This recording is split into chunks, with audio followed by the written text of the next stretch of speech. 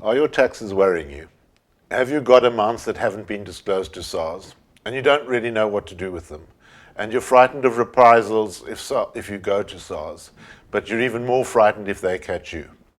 Well, maybe your opportunity is contained in the Voluntary Disclosure Program, or the VDP as we call it in the tax trade.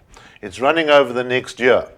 And don't say you weren't warned. This is a great opportunity, but it expires on the 31st of October 2011.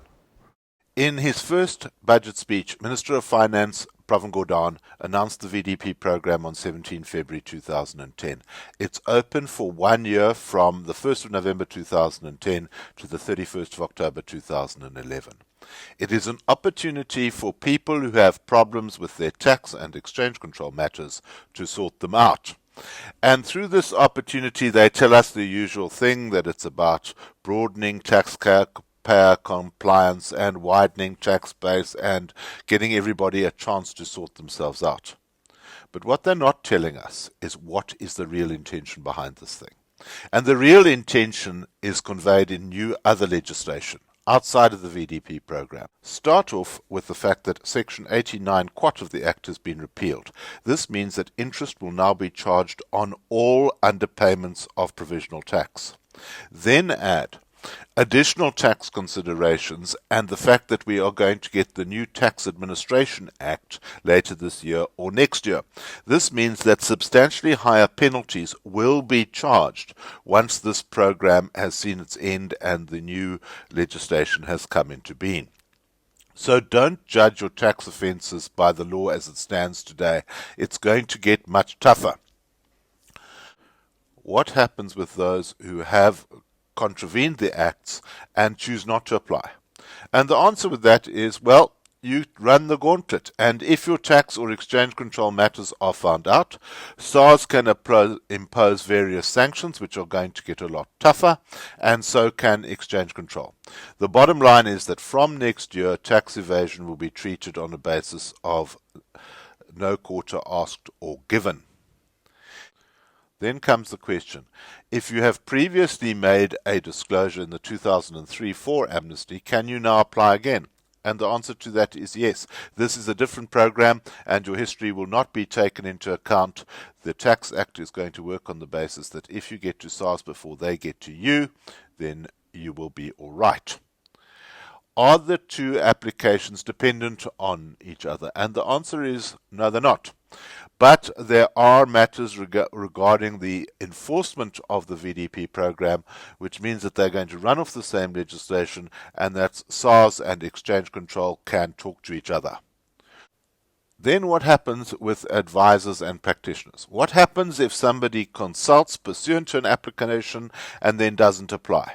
And they've taken care of that. They've said the obligation to report suspicious or unusual transactions does not arise where clients are assisted in regularizing their affairs through the VDP.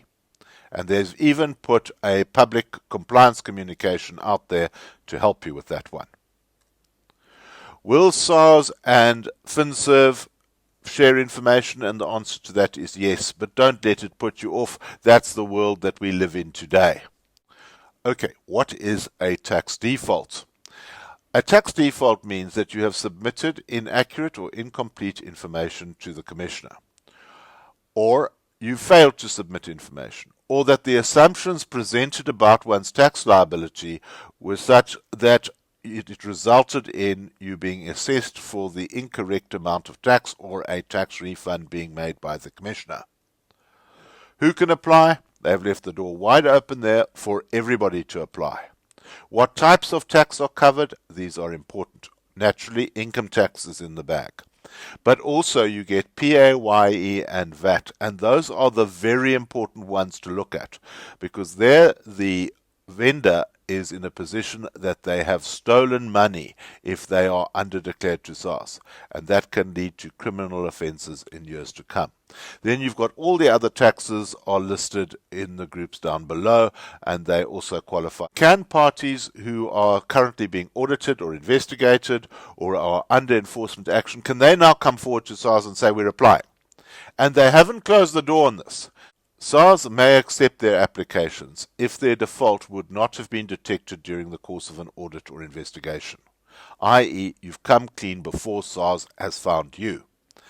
And in these cases, the penalties will be waived, but only half the interest charge will be waived.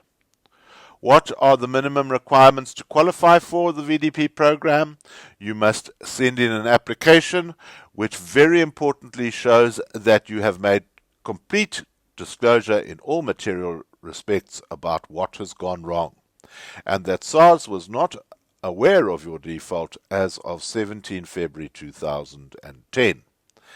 And that a penalty or additional tax would have been imposed had SARS discovered the default in the normal course of business, and that the application will not result in a refund from the Commissioner. What relief is offered? Well, if SARS accepts your VDP application, all penalties relating to underdeclaration will be waived. All interest charges will be waived unless you were already under investigation, in which case only 50% will be waived. Additional tax, SARS will not impose additional tax charges, and criminal prosecution will also be waived, so there will be no embarrassment, etc. What happens if you don't really trust the system and you want to make an anonymous application? Well, they've even provided for that. They've said an application who first wishes to obtain an indication of the possible relief may submit an application that does not reveal the identifying information. Great. But SARS can then issue a non-binding opinion only, indicating whether or not this would qualify for relief. The non-binding opinion is conditional upon the factual disclosure made and can only be used as a guideline. It doesn't give a complete approval. So there you have it. It's a very simple process. Tell the story and you pay back the tax and the rest you go free on. That's a far better outcome than penalties, interest, and criminal offences. You'll probably pay 1/3 of the amount that you would pay if you were caught. How do you go about it? Well, download the next video from YouTube and you'll see the simple forms and disclosures that you'll have to make.